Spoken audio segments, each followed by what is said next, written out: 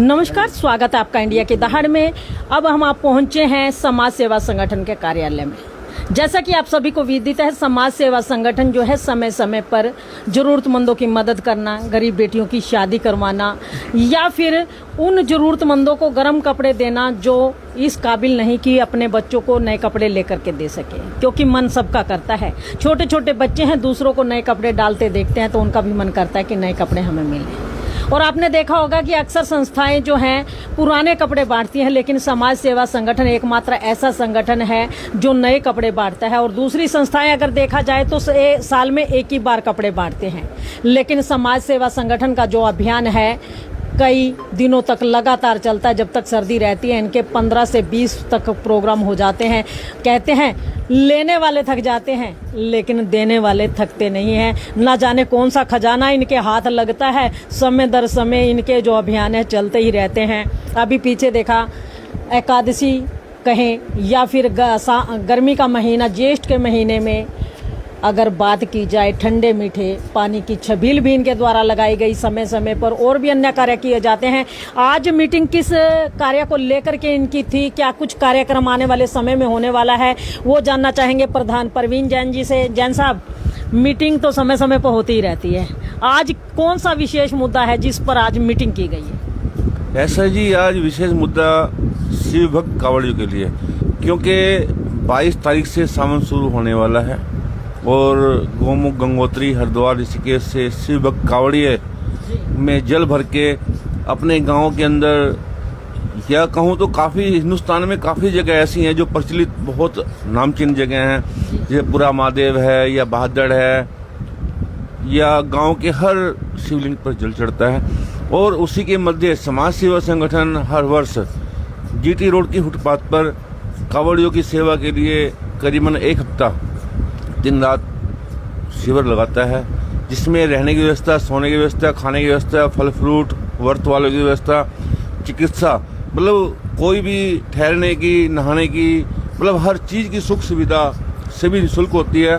और समाज सेवा संगठन का ये 32वां शिविर है और जो 27 जुलाई से आरंभ होगा और 2 अगस्त शिवरात्रि पर इसका समापन होगा। और शिवरात्रि के दिन भी काफ़ी विशाल भंडारा चलता है और जिसमें 24 घंटे, मतलब ये हमारा नहीं है कि दिन दिन में चलता है, ये 24 घंटे शिविर चलता है, क्योंकि सेवादार दिन की सेवा करने वाले सेवा अलग करते हैं, रात की सेवा करने वाले सेवा अलग करते हैं। सभी समाज सेवा संगठन के मेंबर तन मन धन से बढ़ चढ़ के इसमें भाग लेते हैं और पूरे हफ्ते ये 24 घंटे चलता रहता है। और जिसमें ये लगा लो कि बहुत ही अच्छा एक आनंदमयी माहौल रहता है पूरे हिंदुस्तान का, क्योंकि जिस रोड पे भी जाओगे बम बम भोलेनाथ के जयकारे लगे रहेंगे। कहीं डाक कावड़ चलती है, कहीं पैदल वाले चलते हैं, कहीं बाइक वाले चलते हैं, तो बहुत ही अच्छा नज़ारा होता है कि सावन का महीना और बहुत ही पवित्र महीना है ये। और इसमें जितने भी शिव भक्त कांवड़िये गोमुख, गंगोत्री, हरिद्वार, ऋषिकेश से जल लेकर आते हैं और शिवलिंग पर चढ़ाते हैं, भगवान भोलेनाथ उनकी मनोकामना पूर्ण करते हैं। और कहते हैं भगवान भोलेनाथ बहुत ही बोले हैं, जो मनोकामना शिवलिंग पर जल चढ़ाने से होती है, ऐसे ही भगवान भोलेनाथ अपने भक्तों की सेवा से खुश होते हैं और सभी को वो धर्म लगता है। तो देखिए, कहते हैं कि अच्छा हो ध्याय तो पूर्ण होते हैं सभी कार्य। अच्छे ध्याय के साथ अगर कार्य पूरे अपना काम करते रहते हैं, लगातार कार्य पूर्ण होते जाते हैं। और जैसा कि मैंने कहा था कि कुछ ना कुछ विशेष मुद्दा जरूर होगा। मुद्दा है अब आने वाले समय में कावड़ का, जो कि 27 जुलाई से लेकर के 2 अगस्त तक समाज सेवा संगठन के द्वारा एक शिविर लगाया जाता है कावड़ियों के लिए। वहां पर उनके खाने पीने, अगर किसी भाई को कोई जख्म हो जाता है, कोई बुखार हो जाता है या खांसी जुकाम हो जाता है, उसके लिए दवाई फ्री होती है। वहां पर ठहरने की व्यवस्था है, आराम करने की व्यवस्था पूर्ण रूप से की जाती है। और अगर कोई कावड़िया भाई बहन वहां पर नहाना धोना चाहते हैं तो शिविर पर ये तमाम व्यवस्थाएं जो है निःशुल्क की जाती है। समाज सेवा संगठन पिछले 32 साल से ये सेवा कर रहा है और हर साल की तरह इस साल भी जो शिविर है जीटी रोड पर एसडी कॉलेज के सामने वहीं लगने वाला है। आज वहीं लगना है। और मैडम, आपने कही नहाने की बात, देखो जहाँ भी कांवड़ शिविर होते हैं वहाँ पे नहाने की व्यवस्था बहुत जरूरी है, क्योंकि हमारे जो सावन का महीना जो कांवड़ लेके आते हैं इसके नियम बहुत कठोर होते हैं। अगर जिस टाइम भी कांवड़िया क्योंकि कांवड़ 3 तरह की होती हैं, एक बैठी कांवड़ होती है, एक झूला कावड़ होती है, एक डाक कावड़ होती है। तो तीनों कावड़ में क्या होता है, अगर आदमी फ्रेश होने जाएगा तो उसके बाद भी नहाना पड़ेगा। अगर किसी भी आदमी ने कुछ भी खाया, मतलब कावड़ को झुला के, बैठा के या टांग के, अगर हम कुछ भी खाते हैं तो उसको नहाना बहुत जरूरी है, क्योंकि हिंदू धर्म में जितने भी कावड़िए लेके आते हैं पूरे ही इसके नियम होते हैं। तो जो भी कावड़ झुलाएगा, जहाँ भी रुकेगा या आराम करेगा, उसको नहाना तो बहुत ही अनिवार्य है। तो इसलिए नहाने की, सोच की व्यवस्था, हर चीज़, सुख सुविधा हमारे नहीं हर जगह होती है। और बल्कि हमारे यहाँ तो लगा लो कि हर वर्ष शिव कावड़ियों के लिए सुरक्षा के लिए CCTV कैमरे भी लगाए जाते हैं। और बाकायदा पहले हम परमिशन लेते हैं, क्योंकि बिना परमिशन के प्रॉब्लम कई बार आती है।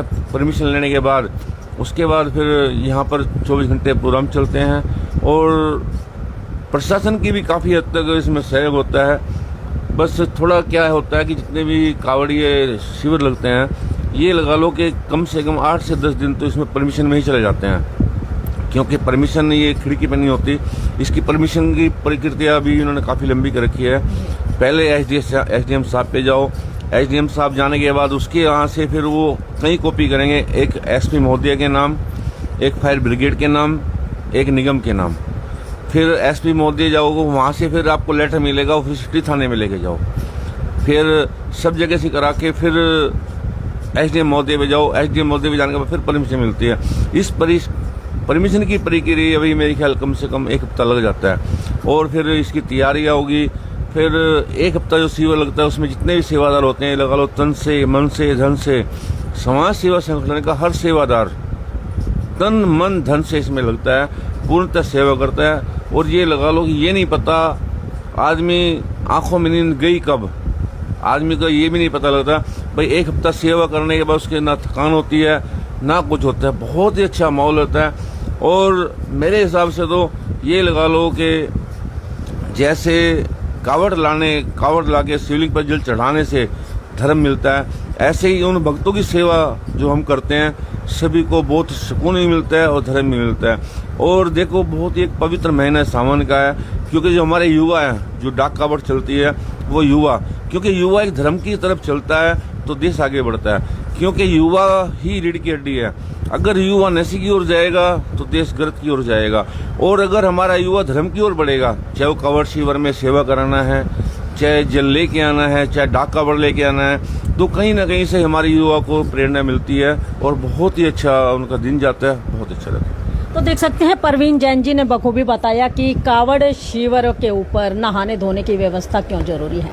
कहते हैं अगर एक बार आपने कावड़ को कंधे से उतारा तो बिना नहाए धोए उसे नहीं उठा सकेंगे दोबारा। इसीलिए प्रत्येक कावड़ शिविर के ऊपर नहाने धोने की व्यवस्था की जाती है, खाने पीने की व्यवस्था हर जगह होती है। और जो भाई या बहनें आजकल, क्योंकि बहनें भी भारी तादाद में कावड़ लागने का जो उपक्रम है उनमें बड़ा ही पॉपुलर हो चुका है, और वो भी जगह जगह अगर देखेंगे नशे की ओर जाएगा, जो हमारे देश को गर्त में डालने का काम करेगा। तो इसीलिए तमाम समाज सेवी संस्थाएं जो हैं इस तरह के कार्य जो हैं, धर्म के कार्य जो है समय समय पर करते रहते हैं। और समाज सेवा संगठन का तो ऐसा कोई शहर का बच्चा नहीं है, कहते हैं ना कि बच्चा बच्चा जानता है कि समाज सेवा संगठन क्या है, तो वो है ये समाज सेवा संगठन जो नित्य प्रति नए नए आयाम स्थापित कर रहा है। और गर्मी के सीजन में कहते हैं पानी मुहैया करवाने का भी काम ये करते हैं। तो आइए और भी सदस्य हैं हमारे साथ समाज सेवा संगठन के, उनसे बातचीत करना चाहेंगे। तो देखिए भाई जी हमारे साथ हैं, आप क्या कुछ कहना चाहेंगे, क्या लगता है कि इस तरह के कार्य करने से कैसा सुकून मिलता है? कोई भी कार्य हो धर्म का और अच्छा कार्य करने से सुकून तो मिलता ही है। इसी उपलक्ष्य में भगवान भोलेनाथ की शिवरात्रि की 2 अगस्त को आ रही है।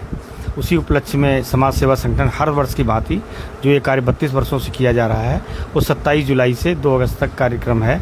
तो उसके लिए आज मीटिंग बुलाई गई थी और बहुत बढ़ चढ़ कर के लोगों में उत्साह है उस कार्य को करने के लिए। तो उसी के लिए व्यवस्थाएं बनाने के लिए ये कार्य किया जा रहा है और आज सभी ने मिलकर के इसके पदाधिकारी और सदस्य भी इकट्ठे हुए हैं और इस कार्य को पूर्णता की ओर ले जाने के लिए ये बैठक हो रही है। शुभ नाम? राजेंद्र कुमार जैन, जैन समाज पानीपत। जी, आप क्या कुछ कहना चाहेंगे भाई जी, किस तरह की तैयारियां हैं आपकी बार? तैयारी अच्छी चल रही है, प्रवीण जी कर रहे हैं और देख रेख में बढ़िया काम करते हैं। अच्छा, आप लोग भी रहने वाले हैं मौके हाँ, पर? मौके पे रहने वाले हैं। कितने दिन की सेवा आपकी? 7 दिन सेवा चलती है, मतलब जितना टाइम मिलता है उतना कर लेते हैं। क्या नाम है आपका? अनिल कुमार सिंगलाल। तो देखिए अनिल कुमार जी हमारे साथ, और प्रत्येक सदस्य का कहना है कि प्रभु इच्छा की, कहते हैं प्रभु की इच्छा के बिना तो पत्ता भी नहीं हिलता है, तो कोई सेवा तो क्या कर पाएगा। इसीलिए जिसके जिम्मे प्रभु जितनी सेवा लगाता है उतनी ये लोग करते हैं, तन से हो, मन से हो, धन से हो, या किसी भी तरह की सेवा हो। अमित जैन जी हमारे साथ है, उनसे बातचीत करना चाहेंगे। अमित जी, क्या कुछ कहना चाहेंगे? आप एक अहम रोल निभाते हैं समाज सेवा संगठन में, मैं देखती हूँ सब जगह आप मौजूद होते हैं, तो किस तरह के मतलब अब की बार तैयारियां हैं और क्या कुछ विशेष रहने वाला है शिविर में? इस शिविर में हर साल की भांति विशेष तो कुछ नहीं है, लेकिन जो भी भक्तजन आएंगे भोलेनाथ के, उनकी खाने की, मेडिकल सुविधा, रहने की, सोने की, कूलर वाला की सब व्यवस्था की जाएगी। पिछली बार कुछ पानी नहीं आ गया था, तो इस बार गद्दे लगाए जाएंगे जिस पर वो आराम कर सकें।